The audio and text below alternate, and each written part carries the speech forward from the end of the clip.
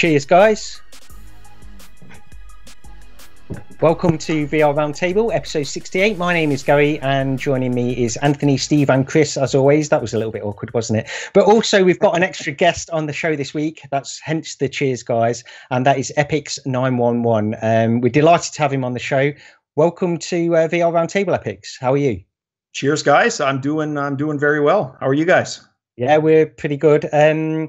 We've got a sort of a normal show this week, so we're going to go through some news stories, but obviously having Epyx on the show, we wanted to ask him just sort of a few questions to sort of see his history of VR and that kind of stuff. I'm sure a lot of people that are watching this show now are aware of Epyx. He's been doing VR content for a long time, but Epyx, I'll go over to you. You know, I've been watching your channel for a long time. Why don't you tell us a little bit about how you got into VR in the first place, and sort of how you first got interested in that kind of stuff?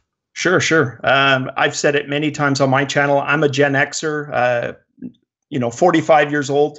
And I started with Star Trek: The Next Generation, Will Wheaton's character, Wesley Crusher, the holodeck. And I knew, just being into technology, one day we were going to have that. Now, I thought that was going to be about 1997, 1998. It's been taking a little longer than that. But when that first wave of VR came, I was excited. But I think most people, if you would have asked them, they would have realized that, look, it wasn't going to happen. The horsepower just wasn't there. And 320 by 200 VGA, yeah, not going to cut it. Fast forward, I was doing a channel, just random stuff on YouTube, geeky focus though, a little bit arcade machine, PC gaming, console gaming, and was at about the 200 subscriber mark for, I don't know, 2-3 years, and was excited about the VR systems on the horizon. Didn't get into the DK1 and DK2, but decided, you know what, when the commercial units, gonna grab a Rift, gonna grab a Vive, got them both. And my first show was a customer complaint show about Vive customer service, because my first unit was a Lemon, and it got a lot of hits, and my subscriber count went from 200 to about 1,200 overnight. And I thought, you know what, maybe I'll do VR stuff. So I started doing a daily VR news show. We were talking about that at the beginning here, which was 7 days a week for about 1.5 years. And you can ask my wife about that. That was pretty trying. Now the format's a couple of news shows a week and 3 podcasts with a game show or a topical show thrown in for good measure. That's about it. Here we are. Yeah, so I was a little bit similar to you in that kind of respect, because I was aware of like the DK1 and the DK2, but I didn't want to jump in. And I know you mentioned it on one of your shows last week, how you were aware of those devices, but you weren't ready to jump in at that point. You wanted to wait until the consumer devices came out. And I was in a similar boat. I wanted to really wait until they'd finalized the design and it was consumer ready.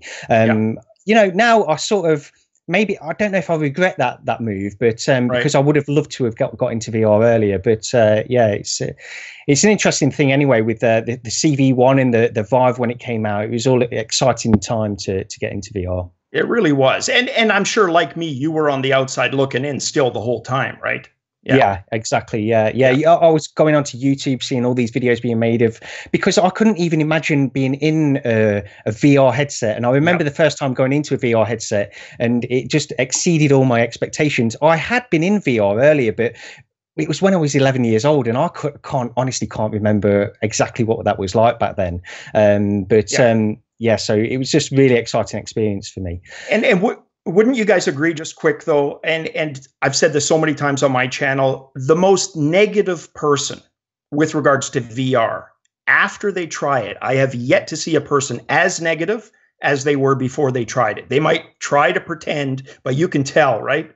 Nobody's walked away unimpressed, at least in my experience. How about you guys? Yeah, no, I have the same thing. Like I can see some people that you know, they know enough about gaming that they know that it's still kind of not as mature as flat gaming, and they realize from an investment standpoint that maybe it's not there yet, but immediately they are impressed with the stereoscopic view, the sense of depth, and it filling, you know, all of your vision, even though we have the limited FOV. So I am a little bit different. I didn't really ever try VR when I was young. Not a Star Trek person, so really don't know what the holodeck was or anything like that. Right. Oh wow. I tried a PlayStation VR at Best Buy. This was right after the Vive and Rift dropped, and I was like, okay, mind blown.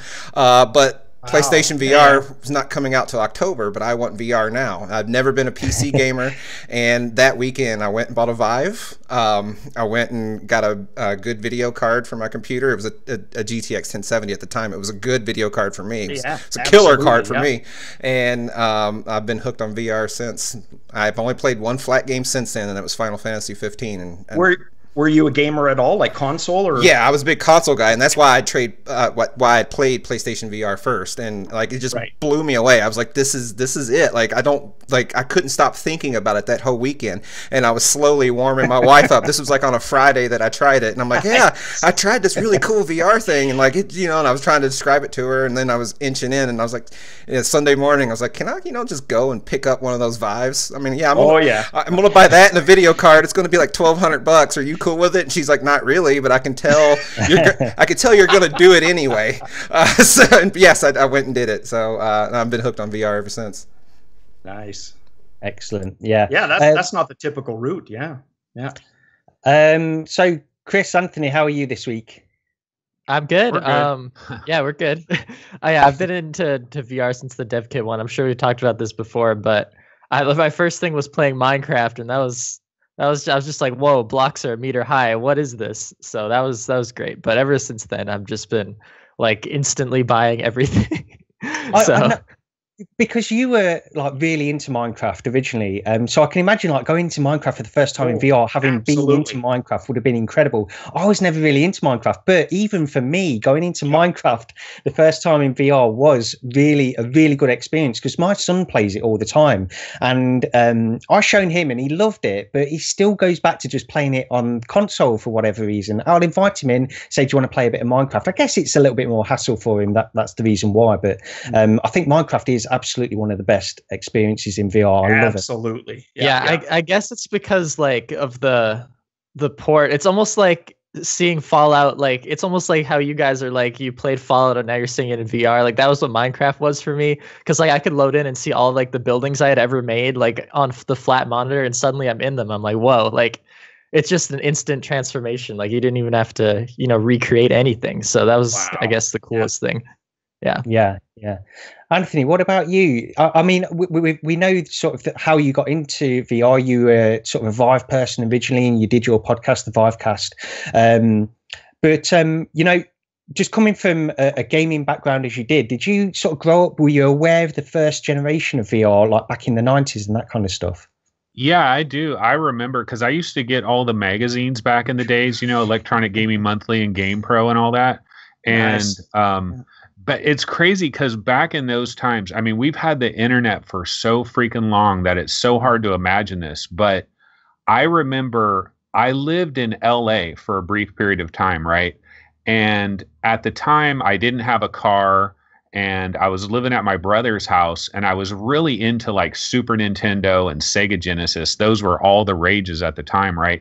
And I would literally walk from magazine stand to magazine stand looking for the newest issue of Die Hard Game Fan or Electronic Gaming Monthly or Game Pro. And what I noticed is, because if you got a subscription in the mail, sometimes you're waiting for weeks for these magazines to come, but it's like, no, I saw the new issue at that newsstand down the street. They got it weeks ago, so I wouldn't even get a subscription. I would buy them at the newsstands. And what is a newsstand? They don't even exist anymore. It's crazy. Kids these days don't know the struggle. The struggle is real. Exactly. Anthony, I got to ask, because here in Canada, we had access to the British gaming mags, and by far they were so much better, much larger, glossy, massive, exposés on games. Did you guys get the British ones where you were? No, we didn't. I mean, like if you went to like a Borders or something, they would have that, but that came much later after it was like already kind of dead. Right. But like Die Hard Game Fan was like that was our great magazine, because you would flip through the pages and the pages were so thick and it was so colorful. But Nice.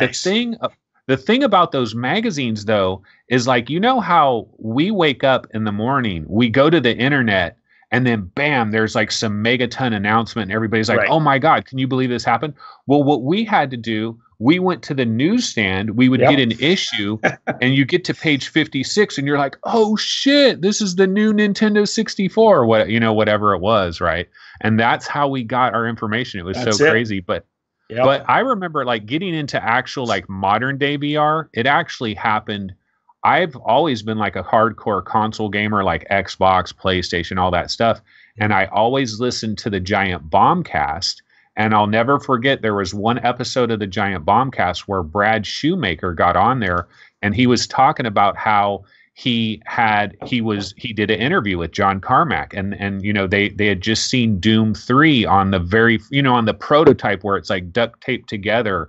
You know, this was like early days with Palmer Luckey and all that, you know, that led up to all that lawsuit and everything. And I heard that episode, and that kind of kicked off but I was still like from the outside, you know, I was looking at it from the outside. But then at Mobile World Congress, the room scale is like holodeck. It's like a cube. You have a cube, and in that cube, you can make some amazing things happen. That's what freaking caught me up.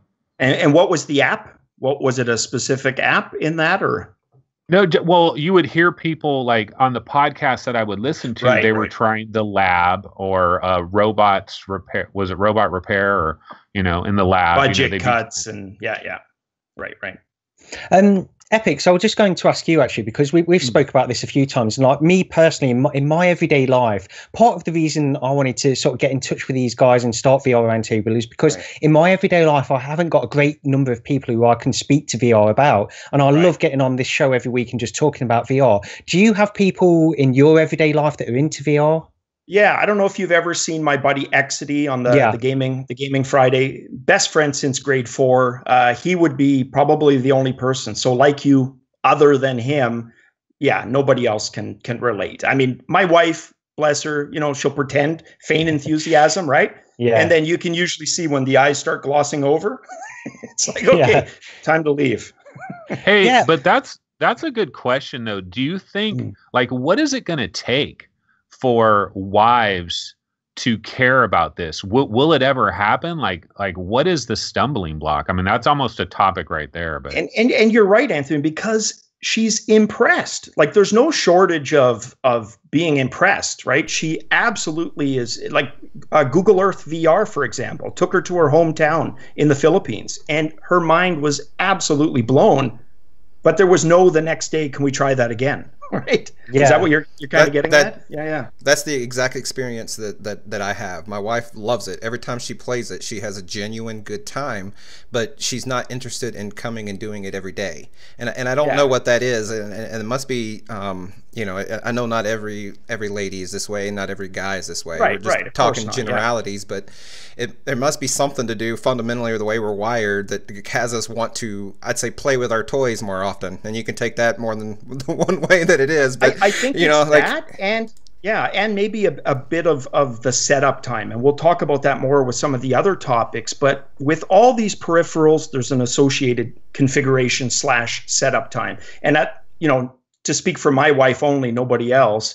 She's generally, if it's available and it's ready to go, she's fine. If it's something she's got to wait for, even selecting a TV show, right? Yeah, patience wears out very, very thin. Whereas I'm so geekified with VR in general, if it takes me 20 minutes, it takes me 20 minutes, right? And it's going to be the same with those haptic suits. If it takes me 35 minutes to get into one of those things, I'll do it. But how about 95% of the rest of the population, right? Maybe not. Yeah, exactly. I feel like you all need to get like second computers and like a second or like a Rift or Vive so you can play multiplayer like with your wives or something. That could maybe possibly more fun, but that's just too much investment. Me and my wife, we did play Star Trek Bridge Crew. Oh, no way. I bought it off of Steam, and we rented it on PlayStation. So we sat here in this room on 2 different VR headsets and played that together. It was a blast. It was like some of the most fun in VR that I've had. But after we ran through all the missions, there was like no replayability really for us. Now, did she like Star Trek going into it or no? I think she knew more about it than I do. She likes all the new movies, right? The sort of the reboot movies and stuff. She likes those. I mean, I liked them too. You know, we're a little bit nerds in that way, but yeah, it was a good time. So, Chris, we did that. Yeah, I mean, one thing just before we move on to the news, because we have got a show here to do as well. But one final thing I want to just ask Chris, actually, because you invite friends over to your place to play VR. How do you feel? Are they really into VR the same way that you are, or did they just sort of come along? I don't want to say humor you, but you know, did they enjoy it? Do you get the impression that they're really into it as well?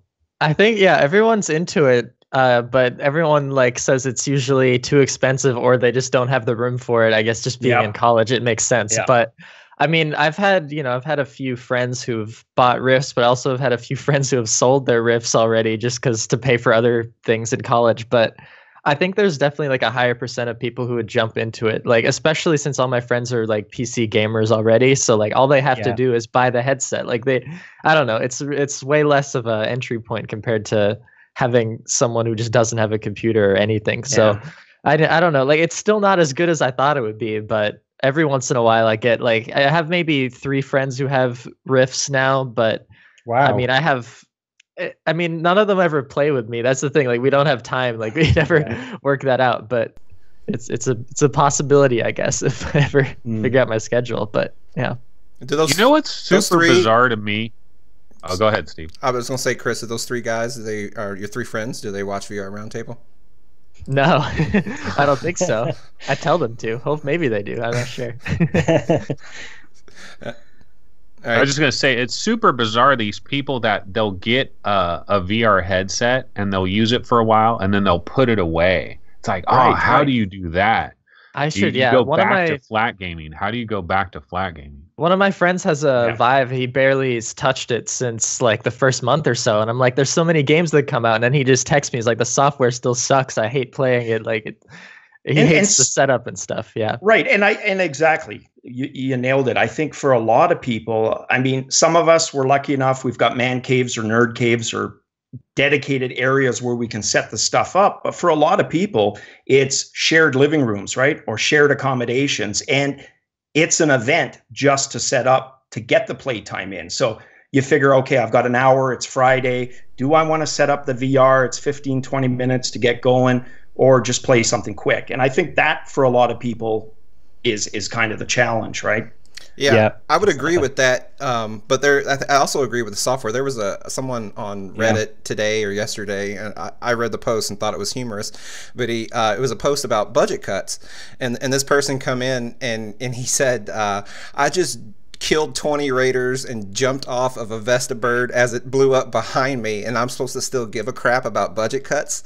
And his post was downvoted like 50 times or something, but it was his point, though, I think is still somewhat correct, is in that this Fallout, and he's playing a legit sort of mainstream game now. Are we still supposed to care about these more indie developed titles? So I think there is some of that there, and I think it's valid. His delivery wasn't the best, although I found it humorous. Right. So, yeah, I think. Sorry, go ahead. No, go ahead, Epyx. I was going to say, I think one of the advantages with VR for me is I don't need state-of-the-art graphics necessarily. I mean, it's great when you have them, but there's something magical about VR, and I've noticed this with some of the more cartoony games. Maybe they're not the most complex textures, right? But if they can nail the performance, they can hit that 90 hertz refresh rate. And if they're immersive, and I don't think immersion necessarily has to go hand in hand with complex textures or graphics, I think there's a lot of room for indie titles to just nail that aspect of VR. And we're seeing that with some games. But and I've mentioned this before, Doom 3 BFG, for me, infinitely more enjoyable than Doom VFR. And it's, a decade-old game, right? Yeah, I mean, I agree in some ways with that, because like budget cuts, for example, it is very, very basic graphics. And I think part of my enjoyment of those types of games in the current generation of HMDs is the fact that the screens really have a problem dealing with complex textures and complex graphics, whereas something like Budget Cuts or Job Simulator looks so good. It looks so good in the headset. Right. And so graphics, I guess, are of a lesser concern in some ways. However, I will say, once we get high resolution screens, I think this thing is going to be incredible. Like I've mentioned before, like Fallout 4 VR with high resolution screens will be really, really cool.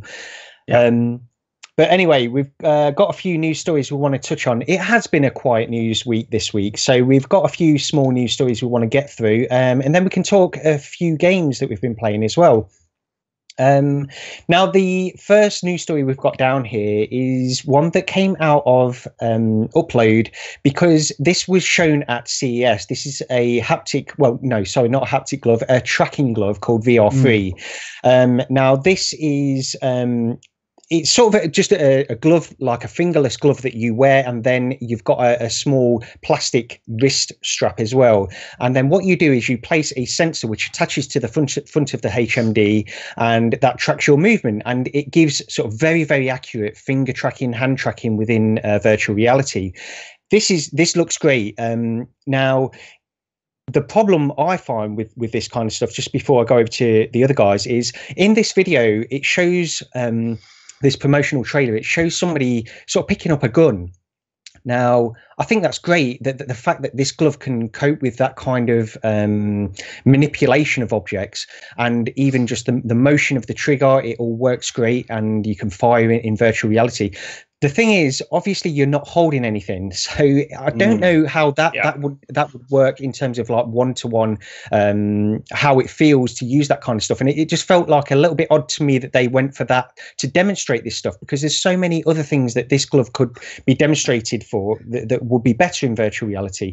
But either way, you know, this is aiming towards that Ready Player One kind of dream, really, of virtual reality, and it looks fantastic. It seems to work very well. The sensor, although quite large, apparently by all accounts, when Upload VR demonstrated it, it was very, very light, so it didn't really add any weight to the HMD. It looks really, really good. But yeah, who wants to speak on this first? I don't have much to say. I think it's pretty cool. Like I think this is the type of R&D. I'm gonna call it R&D, because I don't feel that this is super a consumer product. Like it's something that we're ready to run out to Best Buy and get, or something like that. But I think the research and the development that goes into this type of thing, I think it's going to take VR to the next step. I'm a little bit of a different gamer in my palette. Like I don't absolutely have to have motion controls to enjoy a game, but I totally get that most of the VR fans do. Like they want to use their hands, they want to touch every bowl and vase that's on a table in a house, and this is the type of thing that takes that to the next step. So I appreciate it. I don't know what they're going to have to do to make it really consumer and commercial ready. And I don't have video of it playing for everyone watching on YouTube right now that shows the sensor, but the sensor is this kind of relatively large triangle that goes on the front of the HMD, and I almost wonder how that might impede with tracking. Like if you have it on a Vive, do you include any of the dimpled sensors? That's right. Likewise on a Rift. So that's all I got on that. Yeah, I mean, using the Leap Motion on the dev kit too is probably one of the coolest things I've ever done in VR, when it worked perfectly. And like, if these gloves can make something like that work perfectly, then like I instantly want to try it, just because like, I don't know, they have that block demo for the Leap Motion where you can just make blocks with your hands. That was maybe the coolest thing I feel like I've ever done, just because it felt so intuitive, and like when it worked incredible. And I feel like maybe that's still like the right way to go, like once Leap Motion can figure out the software. Because in reality, if you just think about it, if you have a camera here that's looking at your hands, it doesn't matter if the fingers aren't accurate. It's just what you see, you know? So like if you don't see, your fingers aren't accurate until, I don't know. So I feel like that's a better overall way to do it. But if this gets to that sooner, then I mean, obviously I would look into getting it. It all comes down to developers using all this stuff, which needs to happen. There needs to be some sort of open source That's it. And if the Vive or something. if the Vive Pro, I don't know if the full technology is there. I don't know what it takes to actually track the hands correctly. But with the stereoscopic cameras on the Vive Pro, if they could just have like sort of a built-in system that did that without relying on the outboard sensors or anything else other than some gloves or hell, even just the tracking your hands by themselves, that would be pretty impressive. And that would be, I know HTC's putting those cameras in for a reason. They're hoping, it didn't really stick with the original Vive, the singular camera. And I think they're hoping that with the Vive Pro that really some people make use of that. And then the tool's there, and someone has to put it to work. Yeah. Yeah, I think for me, you guys nailed part of it. As far as I'm concerned, there's two aspects. There's the attach rate, which I think is always important, and that's back to the comment where you mentioned the devs have to be on board. If there's no significant incentive for a dev to get behind this because there's an install base of 1% attach rate or 2%, we're not going to see anything. So you're right, it has to be something that's either open source or part of an existing SDK that doesn't require the dev to have to do much, specifically for it. And something I harp about all the time, the right controller for the right job. And you nailed it too with using it for a gun. Probably, in my opinion, I share that with you, probably the least worthy example I would give. Where I think something like that glove would excel is tilt brush, training type stuff where you're putting blocks and things together, and you need that really kind of tight level of tracking. User interfaces, that whole kind of futuristic user interface manipulation. That's where I see something like that excelling, but it also has to be, as the third kind of thing, quick. This can't be something where it's 15 minutes to set up your VR, 5 minutes to set up this. And yeah, sure, it is a glove, but as long as it's that quick, 5 seconds to slip it on, sure. The more obstacles in somebody's way, I think ultimately, the less likely they are to use it. So that, the attach rate, and it has to make sense how you're using it. That's kind of my thoughts on it. Yeah, absolutely. And just going back to Leap Motion, actually, I tried Leap Motion as well, and I was never really that interested in it, but it was, I got it for such a low price that I thought I'd pick it up. It was less than £20. I think I picked it up for around £18, something like that. It was a really good deal that I found. And it sat in my drawer for a few weeks before I even got round to attaching it onto the front of my Vive and trying it. But there's something absolutely magical about having that first time going in and seeing your fingers represented in virtual reality. Yeah. It hit me harder than I expected. So if this can do something like that, with much more accuracy than Leap Motion, I think it's absolutely fantastic. They should have done a keyboard demo, I think. Well, that's just what I'll say. I read a thread on, I guess it was on Reddit, or maybe it was an article on Upload, but they mentioned playing piano with it, which was your point, Chris. Like, they said that you could accurately play piano. I don't know if the person that tried it actually knows how to play piano. That would be a good test. Like, you actually have to know how to play to know if it works good enough. But we three of us at least have guitars here, and it would be cool. Could I play a guitar that way? Pull out some Metallica. That's licks. right. So, okay, Anthony, I don't know if you've got anything to add on this one at all. It's okay. You can pass on this one. Okay, well, we'll get on to the next news story then, because this was really interesting to me, actually. Sort of interesting in some ways, but the YawVR, this is a Kickstarter that is now live, and you can go on it and give this a try. Basically, what it is, it's a motion simulator seat that you can just set up. It's sort of portable. It's sort of designed for the home market. It's kind of like a dome, which you sit in, and then it moves around based on the simulator that you're playing. Now it supports SimTools motion simulator software, which in turn supports various games. So you've got things like Assetto Corsa, Project Cars, DCS, and Elite Dangerous, among many others that are already compatible with this thing. Now, to me, because this is something that I'm really, really interested in. We're going to get onto a little quick discussion about Elite Dangerous later.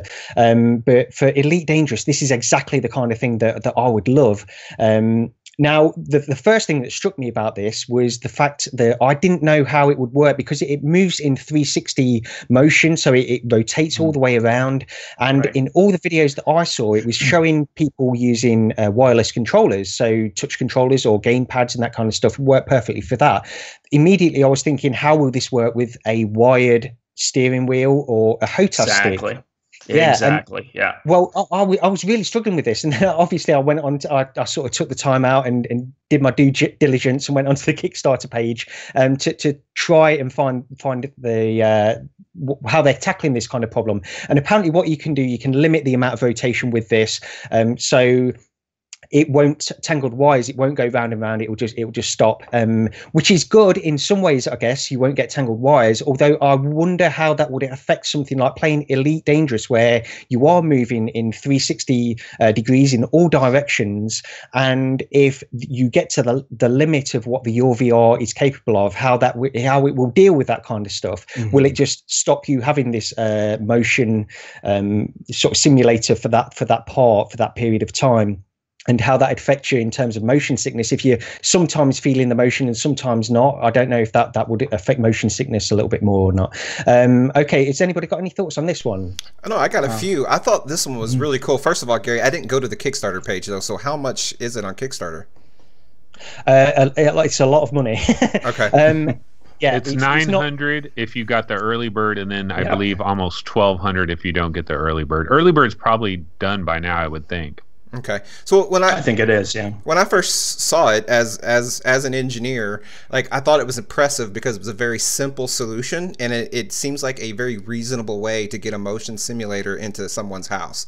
And the second thought I had was, well, how is it stable? I'm not the smallest person in the world, and but if anyone has gone to the City Museum in St. Louis, they're not motion simulators, but they have these little seats that are very similar to this, and you roll in them and you spin and you do that, and it's very stable. Like, when I got in those, I was worried about falling over, but to your point, Gary, I didn't think about it because I don't play Elite Dangerous and I don't have a HOTAS. Curious about one thing that they could do is, if the unit itself had a USB port on it, they could just, basically be a USB coupler and bring it up through the center, and you'd be fine to go. You wouldn't have that as an issue. So I hope they take that to heart. Maybe I just solved it for them, but it's it has a mini PC included in there which communicates wirelessly with your PC. So it sort of communicates with SIM tools in order to do the motion, but it doesn't communicate wirelessly for anything like a HOTAS or anything like that, as far as I know, anyway. Yeah, I'm kind of bummed that I only see them showing it in the videos with the I guess the Android Galaxy Gear VR headsets. And then they've listed PlayStation VR support, but nothing with Vive and Rift. Correct?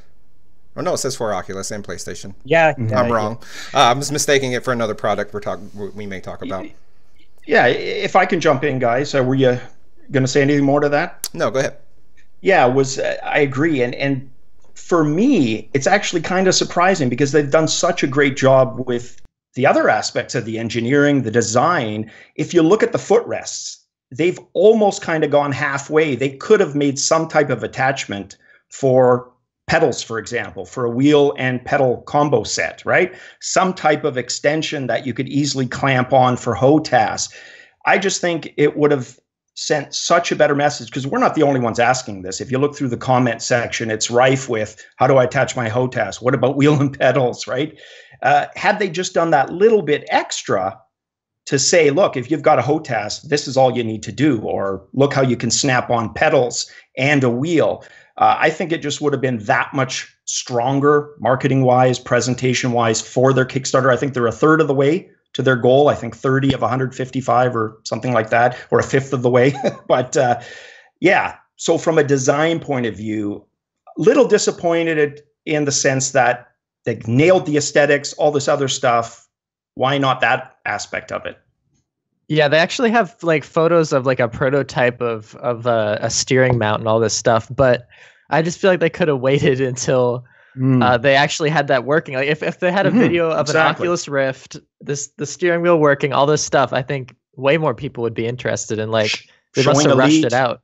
Yeah, showing Assetto Project Cars. Yeah.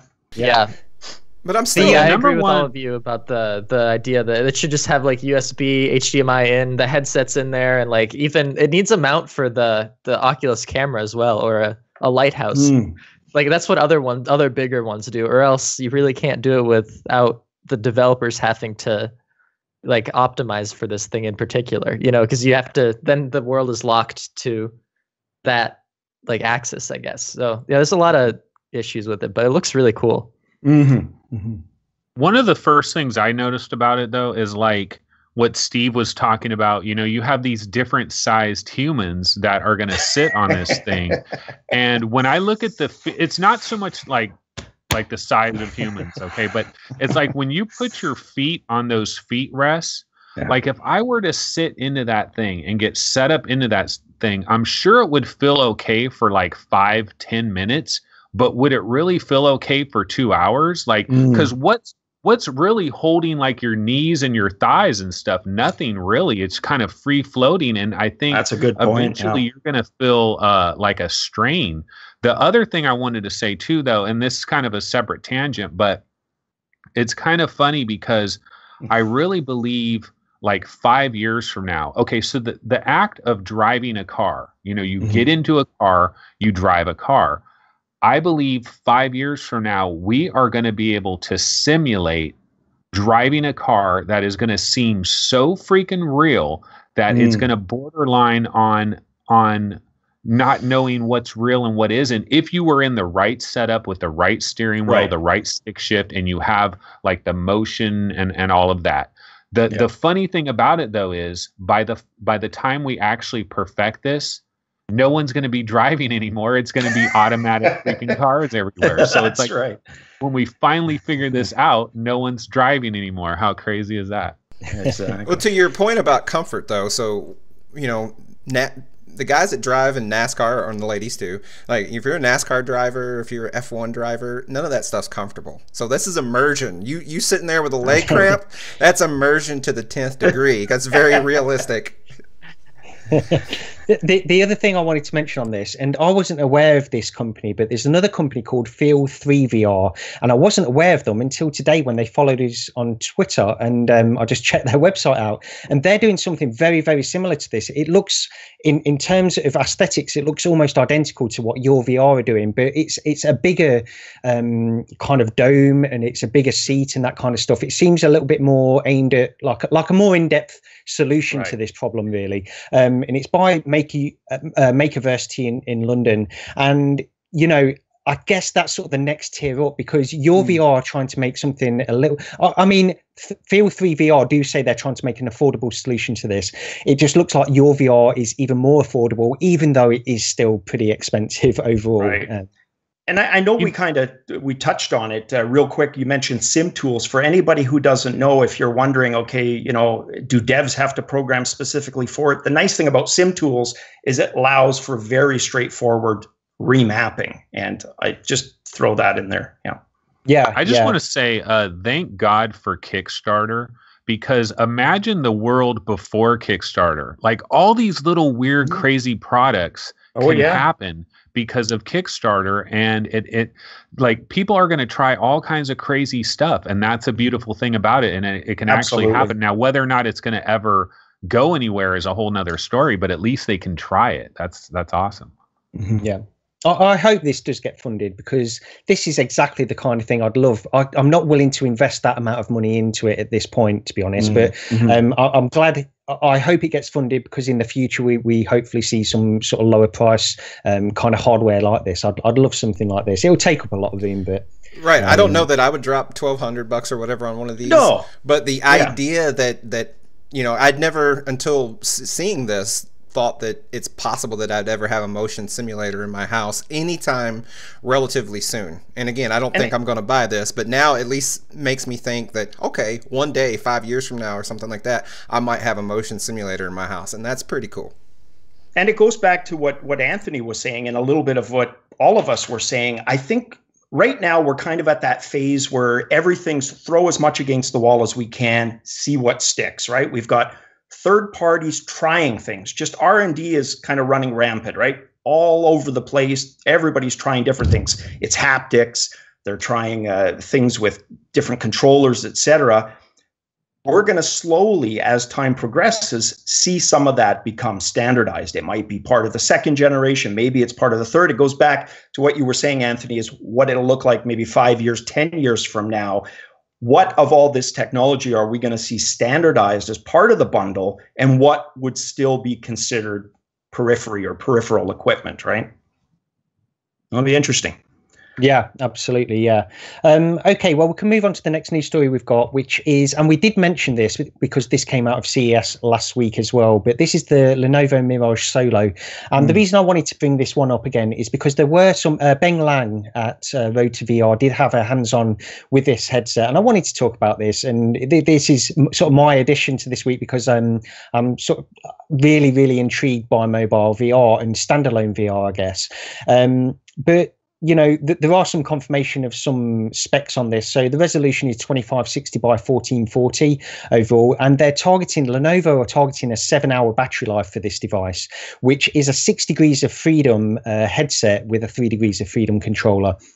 Now, it uses a LCD display at 75 hertz and the Qualcomm Snapdragon 835, which is sort of a step up from Oculus Go, which is using 825, but I guess that can be explained away with the fact that they've got to do some extra computational processes with like the 6 degrees of freedom and that kind of stuff. But one thing that Ben Lang did write at the end of this article is the fact that $400, which they're aiming for, you know, they're saying under $400, but I think most people will say it's going to be probably $399. Now he's saying that that this will be sort of awkward territory because it's aimed at casual users and yet it's priced at enthusiasts. So it is a concern. I am still intrigued by this headset. Now, I think I'm probably going to go for the Oculus Go when that's released, but there are so many of these things that we're seeing coming out now that I'm intrigued just to keep my options open at this stage. Epyx, what do you think of this? This is where, and I've talked about this before with the mobile solutions, what I would love to eventually see is a bit more of a modular design. In other words, this device is saddled with a Qualcomm, which has a set speed that it can run at, and it's already kind of topping out. Yet the technology, it's got slightly better resolution. It's got a slightly better field of view. Sure, some of that can be done with the lens tech for that field of view. But that higher resolution, to really cater to that, what's that going to take? Because Google Daydream is basically running at a set resolution. Most games are going to be created for that default. Is that Qualcomm capable of running the type of quality at that higher resolution? That would be a concern that I have. Obviously, the cost, but the biggest is just with a non-modular design.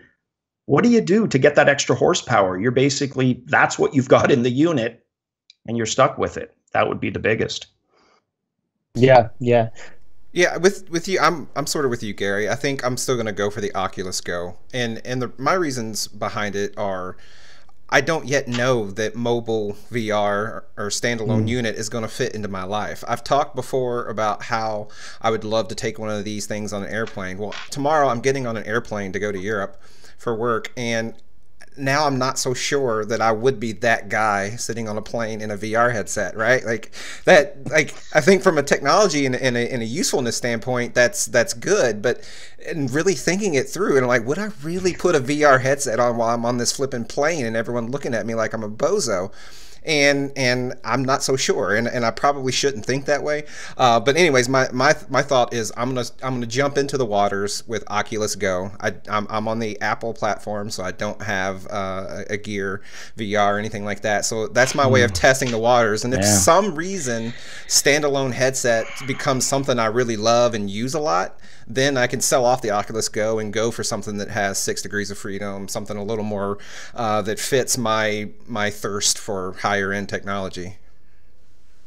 I just don't want to, I don't like this kind of halfway approach where there's like 6 degrees of freedom for the headset, but like there's not controllers with it. I feel like it should be a platform gap. It should be like there's 3 depth of field and there's 6. Like it should jump, everything should jump up, right? Like it's just going to be so awkward. I have a Gear VR for my S6. It's like one of the earliest Gear VRs, and it's all right, but like I think the Oculus Go will help with that, but no one's going to pay, at least I don't think any of us would pay 400 unless we could get controllers. Like if Oculus released something with 6 degrees of freedom controllers for 400, then I think that'd be a completely different story. But it's really the controller that holds this thing back for sure. Yeah, and actually in that article, Ben Lang did say that it was almost like, because the 3 degrees of freedom, he basically reiterated what you said, Chris. You know, it's holding this device back. He said it was almost like it was to the point where your elbow is attached to your body, and you can't move it from there. So it's just set out in front of you, and you see, if you've got an arm presence within VR, you just see this hand which is positioned there in front of you, and that's okay, I guess, for some things. But yeah. Just going back to what Epyx was saying, the content for this, okay, we're going from Gear VR, okay, where you've got 3 degrees of freedom, which is great. A lot of content, you know, all the content that's on Gear VR is being designed for 3 degrees of freedom. Then you've got Oculus Go coming out. So all the content for Gear VR will work on Oculus Go, and that will be great, 3 degrees of freedom. So it will be parity, you know, everything will work perfectly. With this one, you're going to be struggling. Now, this is a Daydream-based headset, but you're going to have developers that are going to use the 6 degrees of freedom in order to take advantage of this extra functionality. That's it. Yeah. I think that's a problem, and I think we'll have to see how that goes. But that's a notable problem, I think, for this. Well, and the example that I always use is the 3DS. Right? Look at the Circle Pad Pro when that came out. To this day, it's the same dozen games we're talking about that support it. The new 3DS model comes out, and likewise, the attach rate just isn't there. No devs are programming for that faster CPU or the extra analog nub. And it's the same with the VR devices. If you don't have that attach rate, that market presence, who's going to create for it? Yeah, I agree with that. That really makes me worried about the Vive trackers and all that. I mean, I'm not trying to derail the point, but just kind of latch on that. The exact same problem exists with all the accessories in VR right now. Like at least on console and PC gaming, an accessory has a chance of at least paying for itself, even though it may only hit 5% of the market. But if you're only going to hit 5% of the VR market, that's not enough money to do anything meaningful. Anthony, I know you've mentioned previously, like, you've not got a big interest in mobile VR at the moment. Anyway, what will it take to sort of pique your interest in this? Will it be sort of 6 degrees of freedom and 6 degrees of freedom motion controllers as well? Or even then, will you stick to PC-based stuff? Yeah, I don't have a need. Like, I have my dedicated VR headset, and I've always bought portables in the video game world, you know, the Vita, 3DS, all that type of stuff. And I buy it, I get excited about it, and then I never use them. I even go on trips places and I charge up my Vita all the way, and I charge up my 3DS, and I bring it with me with all these games and stuff, and I might play it for like 10 minutes and then put it down. So I'm just not a portable guy. The only thing I have interest in regards to all of these is from like the standpoint of the Olympics. You know how NBC has this NBC app for the Olympics, and Intel is working with them, and they're using all these new camera technologies to do all this voxels, you know, voxels everywhere, right? But they're doing all this different stuff, but you can only get this on a Gear VR or a Daydream. You can't get this on like a Vive or a Rift, and it has to do with like your phone carrier. I'm sure they're getting information off that, and they want that information so they can kind of target you as a consumer. And so this Daydream, like this standalone stuff that doesn't have a carrier, right? Or would you still have a carrier? Like, how does that work? I don't know. I don't know. I don't know if it's just wireless or whether you need a carrier as well. Yeah. And basically, the mobiles, there's a breakdown of the two general types. You've got the Qualcomm self-powered CPU ones. Then you've got like the Gear VR. Mine has gathered dust. The biggest reason, it's compatible with one set of phones, the Samsung Galaxies, and I think one Note model with the other one that would self-implode, right? I haven't been able to use this because I have a Pixel now. It's not compatible, right? When I was using it, and ties into what you were saying, Anthony, the only thing I really used this for was as a media device. I would watch Netflix, maybe, you know, just before bed, right? Sit there because you could lay down and kind of stare at the ceiling, comfortable position. Did I use it for games? No. Did I take it traveling? No. It was basically a media device for gimmicky things, Olympics or, you know, something special, or just Netflix the odd time. Yeah, I did the I don't know, like that horror scare one that everyone used to play, and I used to bring that to people. But yeah, this has been in my drawer like since I moved in. Haven't even looked at it. I just remembered I have it. But you know, same problem. This is my old S6. It's dead. This is my new LG V30. Now I'm screwed. So I'm not going to charge up a phone just to use my Gear VR. Exactly. And I'm not going to buy a used phone just to be able to use the Gear VR. Exactly. Yeah. You're highlighting all my concerns about getting this Oculus Go now, to be honest. Yeah. See, I, like Steve, I'm sort of in two minds about it because I don't know how much I'm going to use this thing. I really want it. I'm going on holiday later this year, and I'm thinking, you know, I'm going abroad with my family. Am I really going to take a virtual reality headset with me? No. Sit by the pool, put a virtual reality headset on? Of course I'm not. So no. I don't know. I don't know whether I'm going to use this thing or not. That's my personal thing is just, look, if it's phone-based, I'm just not interested any longer because of that. Unless it's got universal Android compatibility, it's got to be self-powered through like a Qualcomm Snapdragon type CPU in the future for me to even entertain it at this point. Yeah. Okay. Well, we can get on to the next news story now. This is pretty interesting, and it probably bodes quite well for the future of VR if it takes off. And this is WePlayVR, which is a sort of a modular VR arcade that you can erect in shopping malls, museums, presumably something like cinema lobbies as well that we've seen in the past, where it comes, you pay a fee and then you get this modular design where you can place some walls and a floor down of varying sizes depending on the amount of room you've got available, and it's a VR arcade, a portable VR arcade in effect. Now it comes with a haptic floor, and it's also using bespoke content. So this content has been specifically designed for this in mind. And it's really sort of family-based, sort of short 5 to 10 minute experiences that families can go and experience this kind of stuff in just a shopping mall. Now you can do sort of room scale experiences, but it's also got pods sort of for cockpit kind of games where you can do racing games and stuff like that. It all seems interesting. Now the price is probably a bit of a problem. Now it costs, let me just go through this just quickly before I pass it over to somebody. So the price for this, if you want to get into this, and this is by a company, AI Solve, if you want to get into this, they are asking for $55,000. Now, for that, you get 2 VR headsets, backpacks.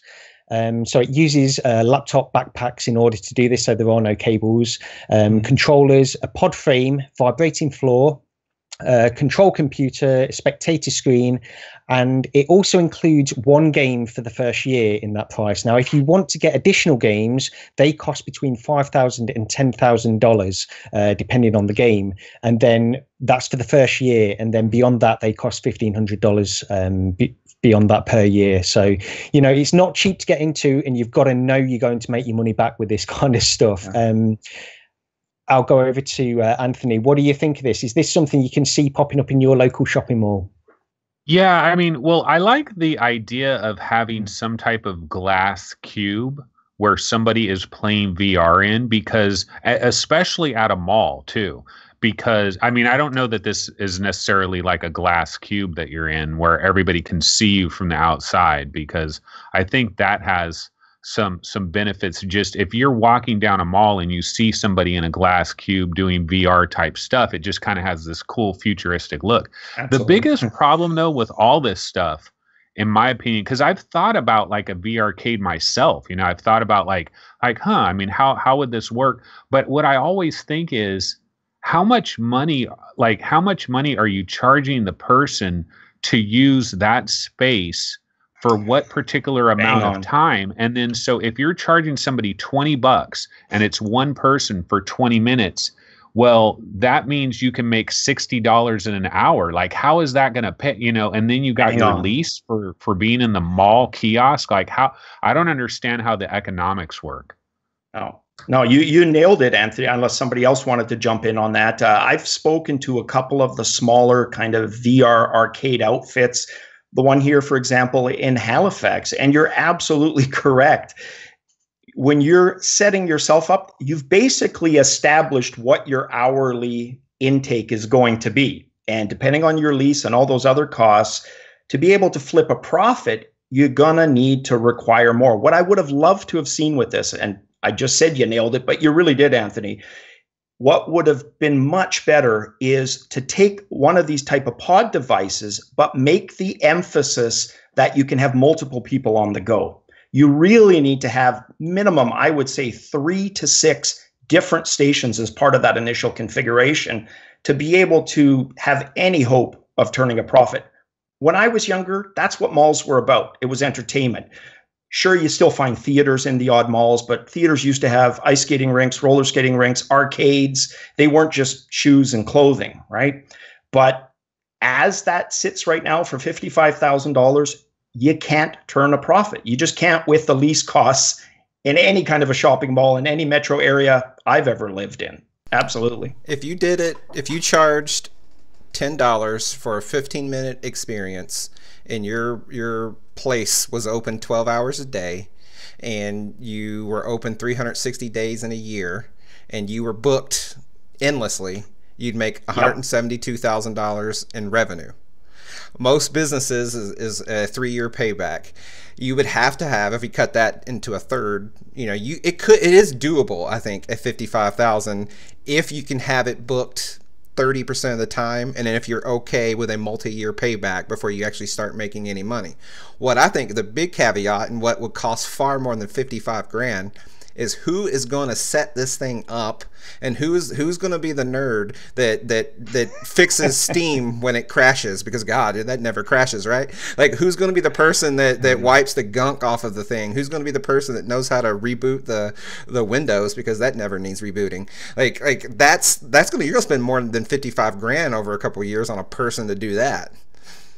So, yeah, I think the worst thing that with this is the room scale idea. Like, I think shopping mall's too small for that. If they could have done something where there's 4 racing chairs and they're like motion simulator to some degree, like they can rotate, I'd love that. I mean, playing with friends with something like that, it's just like the arcade where they used to have the steering wheels and like you can lean, maybe even those motorcycle things. Just turn that into VR.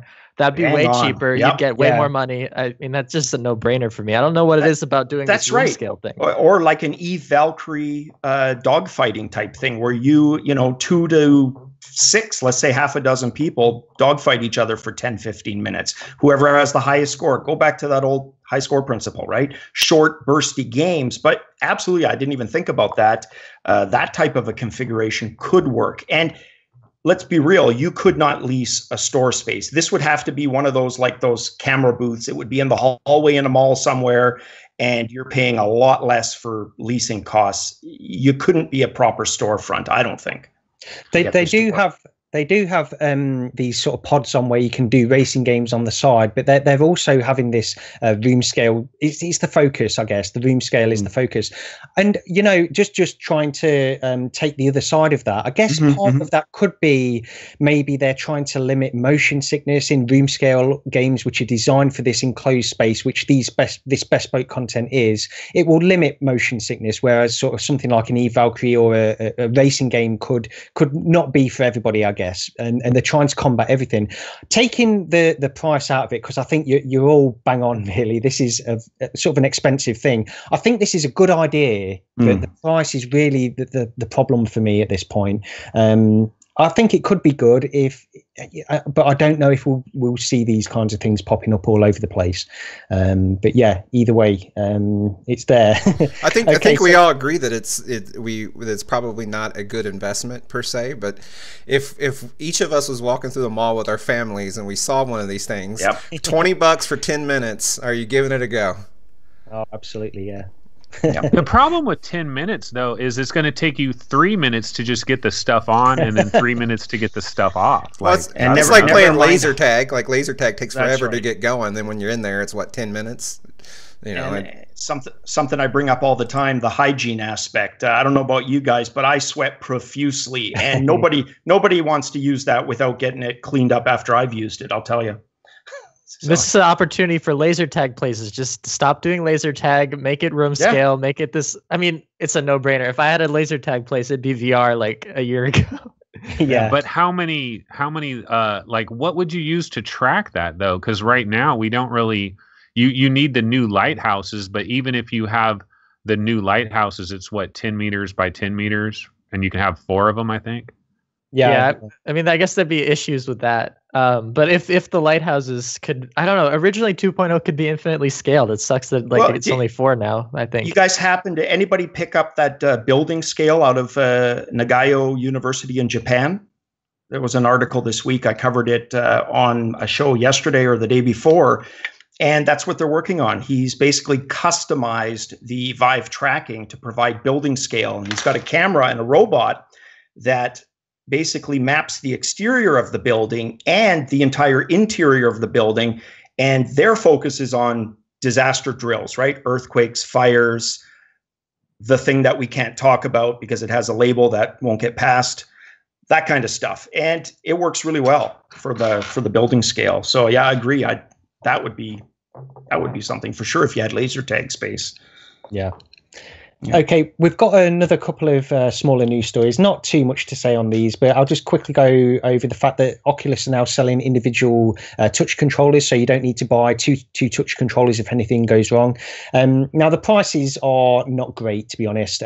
You've got $69 and £69 actually for these touch controllers replacement, left and right, whereas you can pick up 2 touch controllers and a third sensor for $99 and £99. So it seems like they're charging a lot for these, but if you've broken one, then and you only want to purchase, you don't want to spend that extra $30, then this is a solution for you, I guess. It's just a little news story, and I guess it's good that they're doing this as an option. It's an extra option for people. One of the concerns though is like at some point that package that comes with 2 controllers and a sensor for $99, at some point they're not going to need that package anymore because every Oculus Rift is going to come with 2 controllers.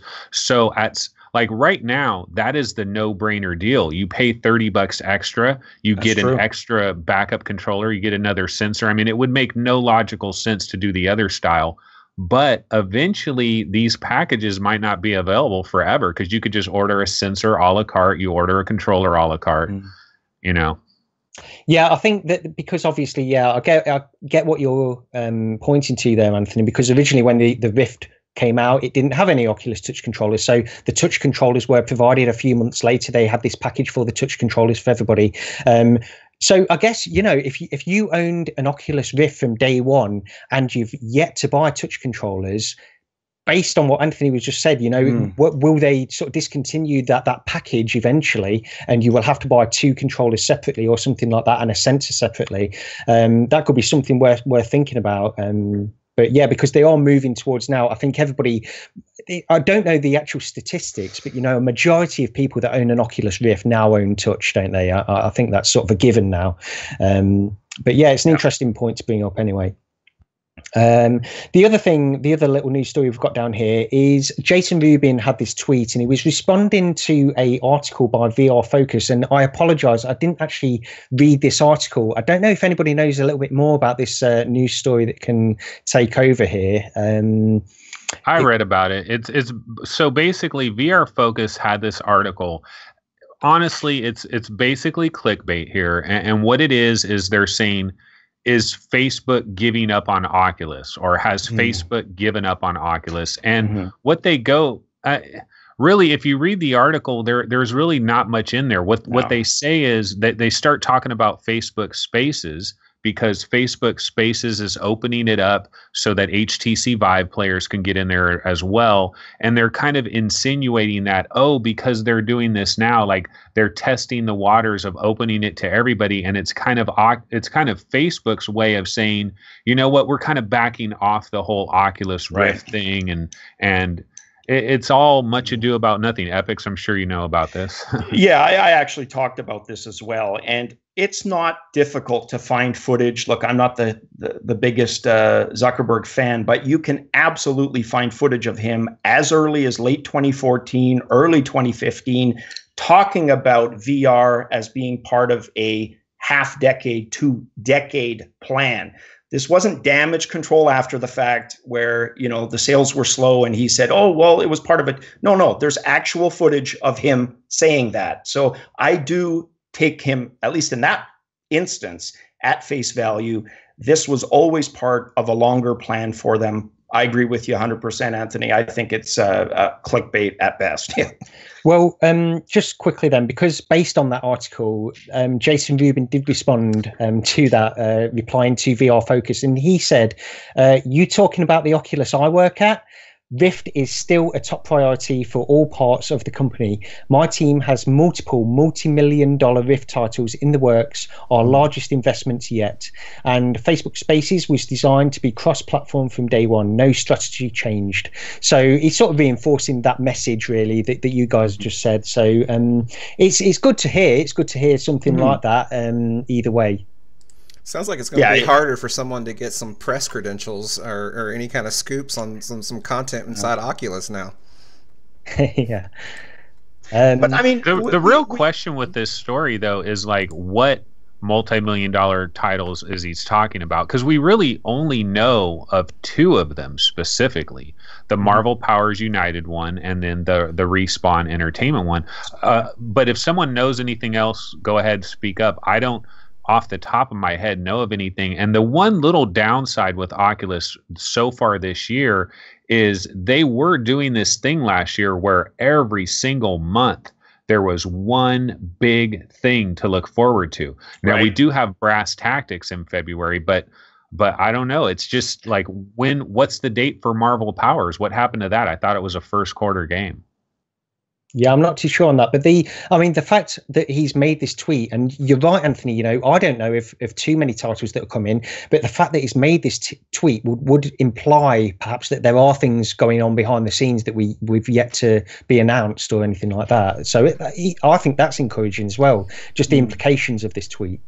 I get that. Like, I've been saying, like, back when we did our 2018 preview, like, you know, that was the thing I identified, was Oculus going to keep up with what they did last year in 2017, and it's a legitimate concern. So I do think the VR Focus thing was a clickbaity thing, but at the same time, there is some merit to it. But then I also think, like, well, if you can be critical of Oculus in this way, what can you say about Valve? They've been crickets for the longest time now. Absolutely. They have 3 games. Knuckles is at this point nowhere in sight. Like, what is Valve doing? Like, is it on the back burner for Valve? Is VR even a slightest priority for them? And I wouldn't fault them if it wasn't. Like, you know, they're making a boatload a truck ton of cash every day from just, you know, mainstream gaming. So that's fine if it's not a priority. But I don't think you can kind of lash out at Oculus just because they stepped down. But at the same time, I think it's fair because in a way, not fair, but I get it in a way, because I want 2018 for Oculus. I want them to keep pumping money into it because ultimately I'm a fan of games and I want to play games, and they brought a lot of games last year that I enjoyed. And that's, you know, the apples to apples comparison for me, you know, just to kind of Valve's credit, is their focus hasn't really been the exclusivity route, right? It hasn't been, we're going to make this game, we all want, you know, Half-Life, etc., right? Or a proper Portal game, not the 25-minute experience that we got. But their focus has been open VR, a more open kind of architecture.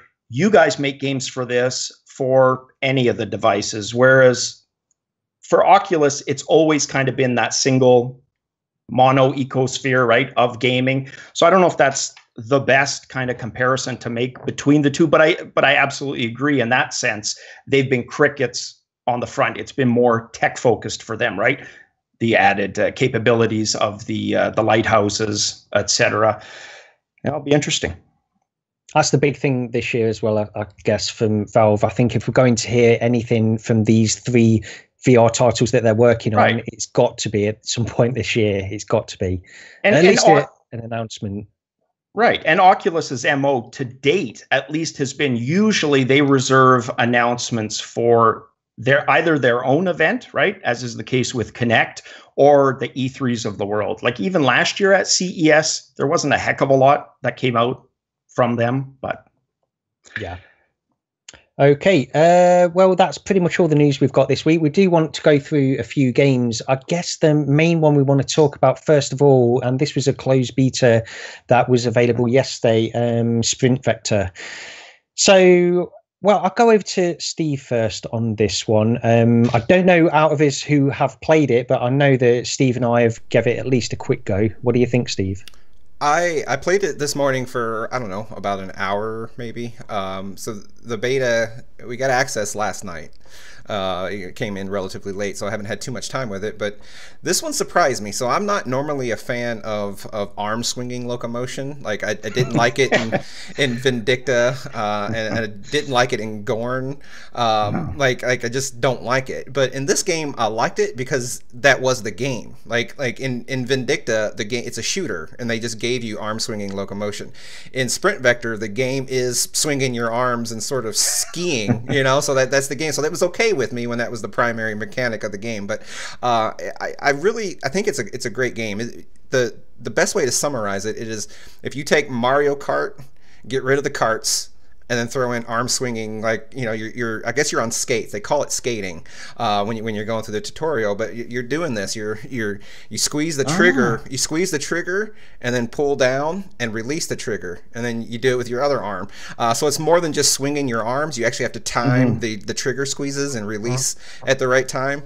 But then the courses. So you go through the tutorial. The tutorial is decently long, but it really moves you through all the mechanics, and that's great. Like everyone has to do the tutorial. But once you actually get into a race, it's fun, I think, because the courses are complex. It reminded me a lot of Mario Kart because there's a lot of branches in the courses. You know, some people are going up in a tunnel, some people are going that way, and ultimately you end up at the same finish line. But there are power-ups that you collect, again, just like Mario Kart. So they're really borrowing a lot from the Mario Kart formula, but putting it in VR with those mechanics. And I think it's a very fun game. It is very arcadey though. So, you know, contrast to say like a Fallout, I don't see a lot of people putting 30 hours into Sprint Vector or anything. I don't think people are going to play Sprint Vector as much as raw data even. But the time that I spent with it was hella fun. And I think because this is coming to PlayStation VR, I think they've done a good job, because even though I was sweating and working up a lot of moving around a lot, it was a very active game. I hardly moved in my play space. Like it was all mostly, you know, so I kept forward, and I think that's going to work out really good for the PlayStation VR owners. They'll be able to enjoy this game without, you know, feeling that lack of room scale capability. Yeah, I played this briefly as well. I played it yesterday, actually. I'm just wondering if it's been patched a little bit, because when I tried to go through the tutorial originally, I got so far through, and then I got to the part where you needed to move the sticks, and it just wouldn't respond. It just sort of paused at that point. So I had to close the game down and then go back in. I tried this twice, and it didn't work. I spoke to Steve before the show about this, and apparently it's not just sort of moving the sticks, you have to flick them, and I'm sure I tried that, but maybe I didn't. It wasn't for me. It wasn't like I was stuck there for a moment, so it didn't just work. Like I was like, well, this isn't working, and the guy's like, in the tutorial, he's like, just turn 2 times in either direction. Like he's like, dummy, turn, dummy, and you know, and for me it was like, well, I am turning, you know, I've done everything else fine. So it wasn't until I sort of flicked it in a certain way that it worked, and I can't really describe it beyond more than just sort of a flick. It wasn't clicking in the thumbstick, and it wasn't you know, it wasn't just hitting it. It was sort of a both, almost like if you've been playing Fallout. I keep bringing up Fallout, but if you've been playing it on the Rift, how you have to kind of do these side and clicks. You know, so you have to do this cumbersome thing. You don't have to click it, but it is sort of unnatural. And I don't know. I think it may be a little bit buggy. They should probably make it more direct. And of course, I haven't played it on a Vive. It's available on the Vive as well. So I got this in Steam. Yeah, I mean, you can't blame them. I mean, I wasn't angry or anything that this was a problem in the tutorial. That's right. It's a closed beta, so it's not a big problem. And I actually did go into a race without doing the tutorial anyway, progressing any further through it. I absolutely loved it. I thought it was great. And one thing I mentioned a few weeks ago about this game is that it lives or dies by how it feels. If it feels good to do these races, and it really does feel good. And when you get into a flow, I think this is the part of the game that I really like. When you get into a flow and you're avoiding all the obstacles, you're jumping over all the walls, you really feel good. Counter to that, obviously, you hit an obstacle, you hit a wall again and again, and you get frustrated with it. But once you get into a flow and you're going through these levels and you're really making good ground, I think it comes into its own there, and it does feel good. That's the main thing for me. Yeah, I really enjoyed this from what I've played. I think it's a title that actually might be better played on the Vive with the controls, and it's not something that I would say that often, that I wouldn't prefer touch. But you have brakes that make you come to a stop, and those are the grip buttons. And we all know that it's kind of hard to push the grip buttons on the Vive controller. Well, that works to your benefit in this game in a way, because with the Oculus touch controllers, you're going along, and I mean, you're swinging really fast. It's really easy with your middle finger to hit that grip button, and it'll slow you down. And so I caught myself kind of sticking my fingers out while I'm holding to not do that while I was squeezing the trigger. So yeah, I think this game may be control-wise better, although the controllers are heavier on the Vive, so I don't know, maybe it washes them out. Would you play that on an airplane, Steve? Absolutely. I'd love to play this. I wish I had time, because I love playing Mario Kart. I play Mario Kart all the time, just on emulators and stuff. Yeah, I'm definitely sold. I definitely need to get into this. Well, I said it's the formula. I'm not going to go on a limb and say it's as great as Mario Kart, because I mean, that's a game that's hard to top, but it is borrowed heavily from that formula in a good way. I think it's a great game, and I think a lot of people are going to enjoy it, and it's probably going to be relatively successful. Anthony, did you try this one? Yeah. So I tried this last night, and I got stuck in the exact same part that Gary did. But what I did was I quit out of it. See, the thing is, there's tutorials. There's like a beginner tutorial, immediate tutorial, and advanced tutorial. So I got stuck in the beginner tutorial, but then I went into the intermediate one. And so I started doing that tutorial. And one of the cool things in the tutorial is there's these green areas on the track where you can grab it, and then you can yank yourself up. And that was one of the funnest parts of the entire game to me, because you'll grab this green ledge, almost like you're playing The Climb, in Oculus or something. You'll grab this ledge and you can yank yourself, and you go flying 30 feet up in the air, and you can yank it, so you can really do this yanking thing that works really well. And I tried the two different tracks. There was a winter themed track, and then there was an other one. At one point, I jumped into this wrong area basically, and I was stuck, and I had to just quit the game. But this is it's a beta, right? So these things are going to happen. So I'm really early into it, so I can't really give any kind of definitive take on it. I didn't even know, because I couldn't do the regular tutorial. I didn't know that you're supposed to grip the controller and then let go exactly so I was doing all kinds of crazy things. I was probably hitting my side grips as well. So sometimes I was coming to a complete stop, and so I was getting kind of frustrated a little bit there. But you hit these power boosts every once in a while, and then you're flying through the air, and you kind of stick your hands out, and you're kind of guiding yourself. And it's cool. It's definitely cool. I definitely want to play a hell of a lot more of it. That's for sure. Well, when I say that VR has a marketing problem, guys, a perfect example, just using the Mario Kart analogy and comparisons, I got more sell from you guys than any kind of trailer that I've watched. And I got as far as Gary did, which isn't far. So definitely looking to go back and past that. And we'll get that stick flick right. Right, Gary? Yeah. We'll practice it. I think this is going to be a pretty good exercise game. I was getting some actual legitimate movement up in there. I could see this being a sweaty game. And that's what I thought was fantastic, that I was getting that without actually really moving anything more than my arms. I barely moved in terms of placement within my room at all. It was all arm swinging. It was a lot like the that boxing game. knockout, whatever. I can't think of what it is right now, but Knockout League. Knockout League is a lot like that, where you don't really move. You're just moving your body, but your feet are staying planted pretty much in the same spot. Yeah. Okay, just quickly, I don't want to spend too long on this because we don't want to sort of go on for too long, and this is sort of a little bit of an older game, but I wanted to take this opportunity because Epyx is on the show and I've followed him for a while and I know he's a big fan of Elite Dangerous and I am too. So I wanted to just have a quick discussion about this because as well at the moment, you know, Elite Dangerous is on offer, I believe. I think you can pick up the Horizons pack, which is on a discount. So, you know, one of the best, still probably my favorite VR title ever, really. Now, I picked this game up before I got VR and I picked up a HOTAS stick because I knew I was going to be playing this in VR. A lot of people, I watched so many videos of people playing this on DK2s before I got my HTC Vive. And, you know, the game it's got a steep learning curve. Okay. So it's not easy to just jump in and play or anything like that. But because I knew I was going to go into Elite Dangerous and play it when I got VR, I got a HOTAS stick and I sort of, bound all the keys on the HOTAS stick in a way that I could play the game without touching the keyboard. And I sort of learned that before I got VR. So when I eventually went in and started playing it within the headset, it was natural to me. I knew what I was doing. I didn't need to look at the keyboard.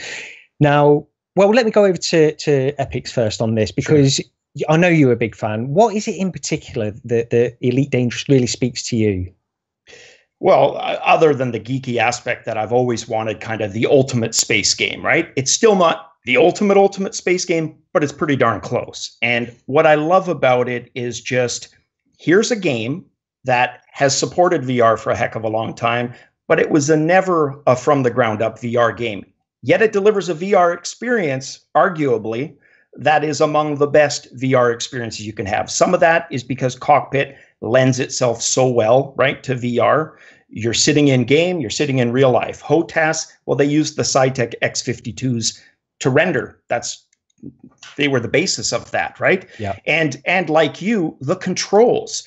I took it a little geekier step forward. I use voice attack. I don't know if you use that much with probably my favorite. Yeah, I don't use that, unfortunately. I have tried it. I didn't get on too well with it, but I think it's something I was doing. So I am going to give that another try, to be honest. Right. But yeah. I use voice attack with probably my favorite Brit voice. You might not know him, Tom Baker, the Fourth Doctor. Oh, yeah. Oh, yeah. So he's my onboard computer, and it's that part of it, right? The fact that I don't have to touch my keyboard at all. It's voice command, HOTAS. That's it. It feels like a futuristic spaceship.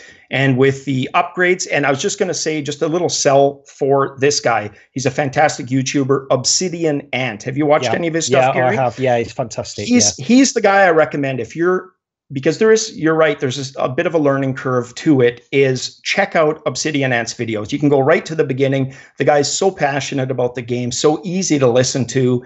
And you watch a few of his videos, and it just really makes the process that much easier. And fantastic. I mean, I'm very much a casual Elite player. I will say, you know, I don't get into it hardcore in the way that some people do. Oh, and even I don't. Yeah. No, I mean, there's so many systems and so many ways to play this game, so many little mechanics. I don't know the ins and outs of this game, and I've put many, many hours into it. So, you know, you don't need to go into this thinking, I need to learn every single little aspect of this game. There's plenty to get out of it, even if you don't have that sort of inclination to go that far with it. But for me, I mean, I've grown up loving space. I love anything to do with space at all, Star Wars and all this kind of stuff. So this is a dream game, absolutely a dream game for me. The only thing, I mean, eventually they're going to get atmospheric planets and that kind of stuff where you can land. I'd love that kind of stuff. The only thing for me is really when they get to the point where, and I guess this is sort of kind of like Star Citizen, where you can actually get out the spacecraft and walk around, interact with NPCs. That's the real dream. That's the end goal for me. Me too. Absolutely. Yeah, I was gonna. You go ahead. No, I was just going to nerd it up and second that and say I want that aspect to be RPG. I want a character with stats, very much like your ship has stats in the form of the upgrades, right? I want that to be a character that has stats that I can then take on away missions, right? That's all. Yeah, I've played like maybe, I don't know, 8-10 hours of Elite Dangerous in my time. Like it's just like, it's way better than Star Citizen. I tried to play that on the dev kit too. I was getting like 5 frames a second. I'm like, it's not gonna work. And then Elite Dangerous is like everything I could have asked for in like a space game. But I never really got past the steep learning curve. I mean, I still, I think I kept getting like stuck out in the middle of nowhere. I'm like, oh, I don't have fuel. Whoops. So like, I definitely should get back into it. But I'm not a big tutorial guy, but I actually recommend the Elite Dangerous tutorials. If you start at the first one and work your way through to the end, it helps a lot. Would you agree, Gary? Or? Yeah, it does help. I mean, there are so many things within this game that are not explained, though, beyond that. That's little true. Subtleties. I mean, if you do the tutorials, it will give you a good basis to start playing the game and enjoy it, to be honest, because you can just, especially within VR, you can just go out and just fly around and then land back at a space station. And to be honest, sometimes that's what I do. I won't even do any missions. Me too. Exactly. Yeah, I definitely need a HOTAS or something, because right now I was using the like Logitech flight stick that's been around for like 20 years or something. And it had a lot of latency and all this weird stuff. So it wasn't the most fun, just I think due to the controls, but that would make it better. Well, anyway, there's our little thing about Elite Dangerous. We shouldn't spend too long on that. Steve, actually, just quickly, I know because you've mentioned in the past that the thing that puts you off Elite Dangerous is the steep learning curve, and it's not like a jumping in game. And if it's not really your kind of thing where you're really passionate about sort of getting into a spaceship and flying around, then I can perfectly understand that. Yeah. Have you got any inclination to sort of go towards Elite Dangerous with the sail or anything like that? Well, it's the time commitment, right? Like I'm loving Fallout 4, and I'm finding that I can't even get the time I want to play it. Like part of me is like I should kind of leave VR Roundtable for like 6 months, go finish Fallout, go finish Skyrim, maybe play and get into Elite Dangerous, and then come back. Like I think it's what I'd have to do in order to get the time to play these very deep experiences. Right. That's one of the benefits of VR games, like a game like Sprint Vector. You're like, oh, I got 20 minutes, boom, 2 or 3 races, you're done, you're out. Like your time commitment is much more manageable. From what I understand of Elite Dangerous, I know you talked about OVR drop and wanting to put a Netflix screen and stuff in your ship because you had to like travel, and like actually there was no fast travel. It was like however long it takes to get there, you just sit in your ship and do it. So I don't know, I might be misrepresenting that somewhat, but the ideas of all of that feels like you got to be a little more committed. When you say I'm gonna play Elite Dangerous, it's more of a commitment than say again playing Sprint Vector or something like that. Oh yeah. I mean, it absolutely is more of a commitment than that, I guess. But either way, I think it's a fantastic game. Okay, just quickly leading on for that from that game, last week Chris mentioned Trinus and Steve as well, Trinus PSVR. This was just a little piece of software that you can download and try your PSVR on your PC. So I had a quick go on this because I mentioned last week, Elite Dangerous is a game which really suffers from God rays in both the Vive and the Rift, actually. The PSVR headset really doesn't have such a problem with God rays, so I wanted to try Elite Dangerous. So I thought I'd download Trinus, and I got it up and running. It's pretty painless to get up and running. Now, there's a few things about this. I went into it thinking I could connect it up and it would give me more or less an experience that I get from the Rift or the Vive. It wasn't really like that for me, and I know I'm missing pieces because you can connect webcams or the PS3i to your PC in order to get better tracking. You can get 6 degrees of freedom tracking with that, and that makes the experience a little bit better. For me, when I tried it, and I did really only try it very briefly, so I wanted to ask any listeners or viewers of the show if they've tried this and if they've got any advice for me in getting this set up, because my experience was there was a lot of latency on the headset whenever you turned it. Not a lot, I wouldn't say a lot, but there is noticeable latency on the headset whenever you turn your head. Also, obviously, going into Elite Dangerous, which I tried with this, the low resolution hits you, but that was to be expected anyway. Is it big? It's sort of a bigger difference than I was expecting because I super sample Elite Dangerous and that kind of stuff within the Rift, and I don't know if that super sampling gets converted over to the PSVR in the same way. I'm not too sure. That's what I was just going to ask, because I know I've played things in the PlayStation VR that have looked really sharp and that I've thought were really great looking, and so I know it's capable, you know, so long as it's running at an appropriate resolution. So I was curious if you knew if super sampling worked when yeah, I don't know. It didn't look to be super sampled at all, to be honest, within there. So yeah, I had this latency problem, the low resolution to be expected. There were no God rays, so from that point of view, it was great. But also, the final thing is on the motion of the headset. When you turn your head, it was almost as if it was pivoting from the center of the headset. So when you turn your head, it wasn't taking into account like where your eyes were on your head. It was taking it from the center of the headset and pivoting in the wrong place. So the image didn't quite line up correctly for me. And you know, these are all things that there are probably settings for that you can go deeper into Trinus in order to sort this out. I did try to go into some of the settings, but I couldn't see anything immediately that struck me that would change this. So if anybody's got any advice for me, that would be great. Or maybe this is just the way it is. I'm not too sure. But yeah, that's pretty much all I've got to say on that. Wow, well, I'm intrigued. Yeah, I want to try that. Yeah, I mean, that's awesome. Honestly, it's not too difficult to get set up, unless I've heard that if you want to use the webcams or the PS3i or anything like that, it can take a little bit more of an effort in order to get this set up and work effectively. But I guess you're getting a better experience with that as well. Okay, the final game I've got to talk about, I don't know if anybody else has got anything else after this, but we can talk about quickly Contagion VR. Now, this is a Steam demo which I downloaded.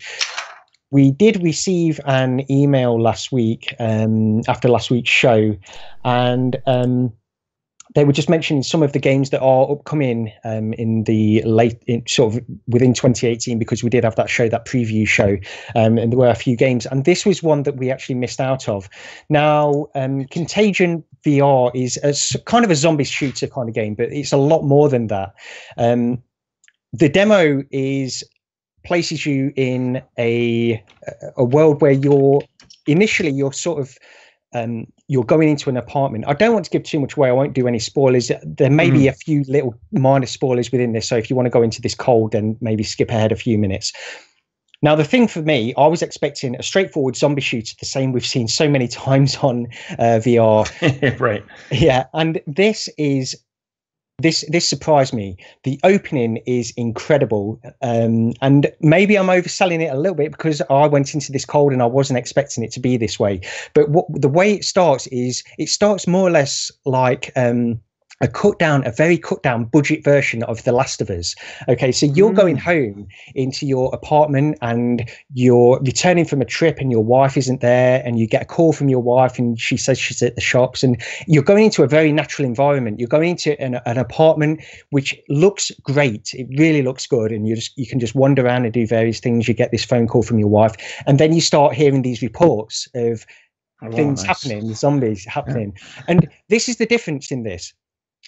We're so used to VR games which do this sort of exposition kind of thing at the beginning of the game, which places you in a world, and you know you're going straight into the action. I can understand why they do this. They want to cut out a lot of the story. They want to put you straight into the action. That's fine. This one takes a different view, and it's not one that I've seen done quite so well as this before. I highly recommend you try this demo. It's not something that I want to explain beyond what I've already explained. But it's really, really good. The combat is not great. So the melee combat in particular is a little bit disappointing.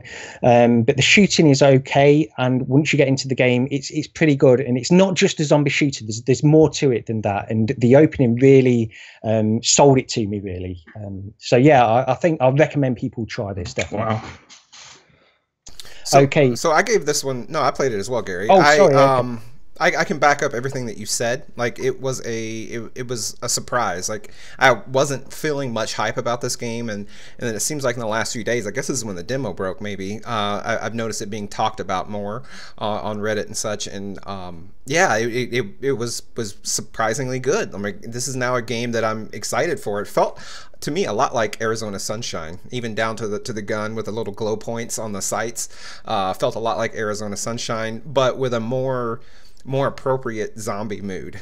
Like it's like yeah, if you take the feeling of Arizona Sunshine in terms of the controls and mechanics somewhat, and put it inside of like you said, The Last of Us or something like that sets the mood a lot better. So I'm pretty excited for this game now. I hope they do some work. I had issues like I don't like, you know, some games where as you approach an object and then it pushes you back away from say a desk or a wall or whatever. Like this game suffers from that.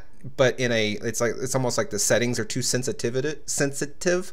Like I was constantly just being pushed away from things, and that was distracting. But yeah, it's a great looking game. And what was up with the it's kind of caught me by surprise. I don't know if it's a normal thing, but like you said, the apartment was really well rendered, except they have like the 65-inch TV in their kitchen. Like what's up with that? Like like is that a normal thing people do in Europe? Maybe, like I don't know. No, I didn't even notice that, to be honest. But yeah, apparently as well, the developer of this game, you know, all the voiceover work, which I actually thought was pretty good. The guy that developed this, it was just him and his wife doing all the voiceover work for this. And I thought they did a pretty good job. It sounded pretty natural to me. I thought it was great. Yeah, they did a very good job. You guys ever played the original System Shock? No, but I absolutely love BioShock. Okay, discussion for another day, but the worst voice acting ever, so bad it's good, of that variety. But quick question on this Contagion. If the gameplay mechanics, are you just saying that they're a little bit off at this point in time, or are there secondary aspects other than the combat to this game, like gameplay mechanics? I guess it's in terms of gameplay mechanics, it's sort of inventory management kind of stuff. There's not a lot more to it, but it's more than just pointing and shooting a gun. You know, you're searching bodies and getting items and things like that as well. So it's got extra points to it. But are the issues that you're finding with the combat just how the game is, or stuff you think they can fix up for the full version? I think they could change things. It's difficult because for me, when I play a game which has very, very good melee combat in VR, and when I play a game that doesn't have very, very good melee combat, I don't know what the one game is doing right and what the other game is doing wrong. It's really difficult to You're right. It's just kind of an instinctive thing almost, right? Yeah. But yeah, well, let's just quickly go around. Has anybody got anything else they want to mention before we close up this week's episode? I can mention Primordian real quick. I mean, I think a lot of you guys played that, right? Because it's now available. You can pick it up for, I believe, $24.99.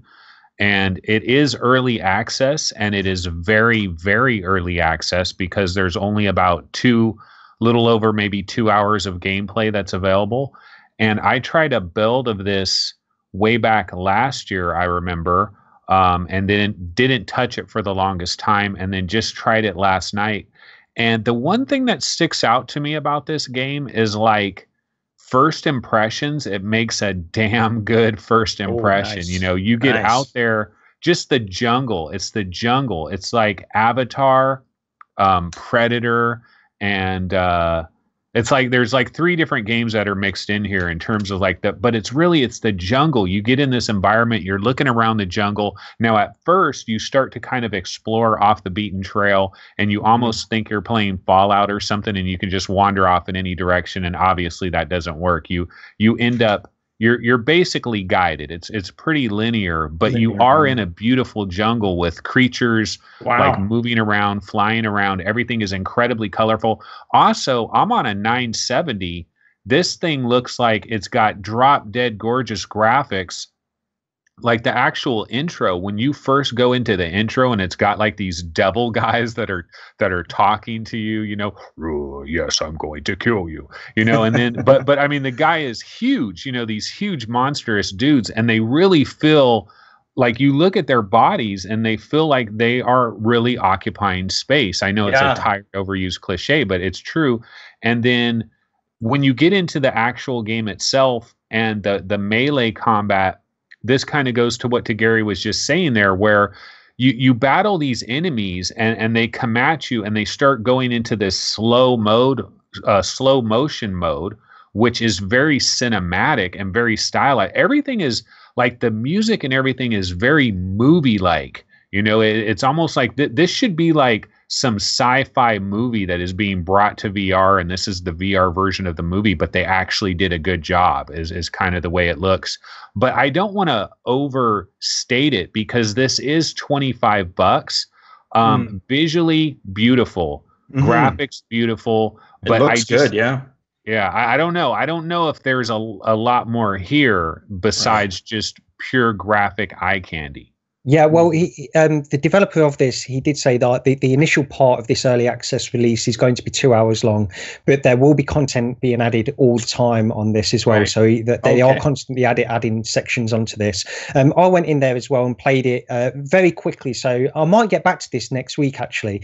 But yeah, I stand by sort of what you've said there, Anthony. I think it's really good. Did it remind you in any way of like Carnage Chronicles, just in atmosphere? I was going to say that. It looks very much like graphically, right? It's kind of got that atmosphere. Yeah. Sorry, Anthony, go ahead. Yeah. Yeah, no, it's definitely got that the bright colors of, you know, Carnage Chronicles. When you're in that world, everything is very bright and vivid. And this had that same thing. And then also the melee combat, like you end up battling these big predator looking kind of dudes, and they come running at you, and they kind of have these like wild exaggerated animations that they go into, and you take your swords and you just start beating the shit out of them, and like 2 seconds later their heads go flying off, and it almost seems like, okay, that's a little too easy. Am I just going to decapitate everybody I encounter? So I didn't get to the point yet, because I've seen videos of it where you're like shooting with some type of shooting thing, like I don't know if it's a crossbow or something.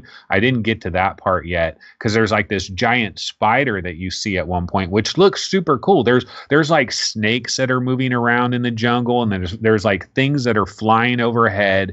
This is the kind of game where if you love atmosphere and you want to be on an alien planet, like this gets you there. The other game I was thinking about was Halo 3. You know, at the very beginning of Halo 3, when you start off in that jungle, I was going to say, there's something about it's the jungle, but this is more of an alien planet. I think Halo 3 actually you're on Earth technically, but this is like a very alien planet, but it's got atmosphere up the yin yang. There's no question about that. There's a game that I played that not many people have.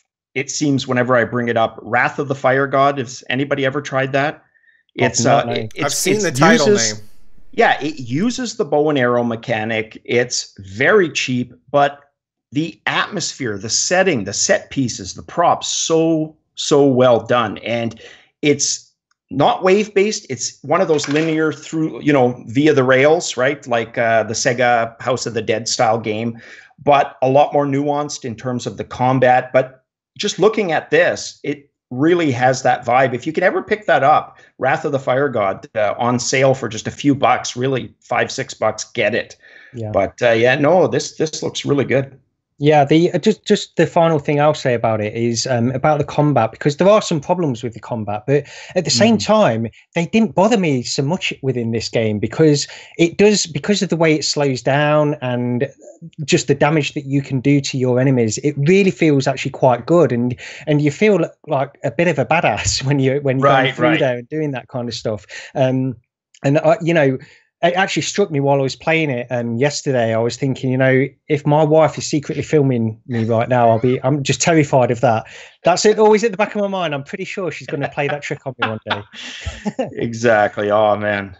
That's going to be. I ever think that? That's going to be a thing where like all these celebrities and stuff, you have a sex tape, and it's like, well, Kim Kardashian, she's got a VR tape now. Kanye was recording her in VR. Our geeky version of that, right? Exactly. Okay. Well, if nobody's got anything else they want to add this week, then I guess that's pretty much it. Thanks, Epyx, for joining us this episode. It's been fantastic having you on the show. So definitely check out Epyx911, his channel, fantastic for VR. Content produced pretty much every day. Is that right, Epyx? You've got content up there pretty much every day. Back to pretty much daily. I would say 5-6 days a week is kind of where I'm at now. But and likewise, if I'm talking about this, because I have on my channel, am I right in saying Monday, right, is generally what you shoot for to get this up? Yeah, that's right. We'll have it up Monday morning, usually 7 a.m. Eastern. Awesome. No, thanks a lot, guys. It was a blast. Had a lot of fun. Excellent. And you sold me on a bunch of games. I can't wait to start. So we wait for the developers to give us our cut. There you go. Okay. Well, anyway, thanks to everyone for watching and listening this episode 68 of VR Roundtable. Do all the stuff we like you to do, as always, and we'll see you next week. See ya. Bye. Cheers, guys. Later.